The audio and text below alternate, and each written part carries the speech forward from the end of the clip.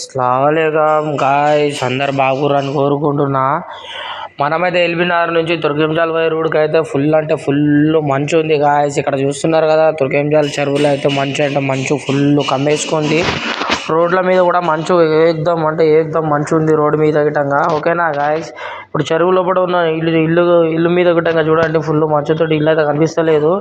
Road మీద పోతున్నప్పుడు head light వేసుకోండి, హారన్ కొట్టుకుంటా వెళ్ళండి గాయ్స్. ఓకేనా గాయ్స్, హారన్ కొట్టుకుంటా వెళ్ళండి.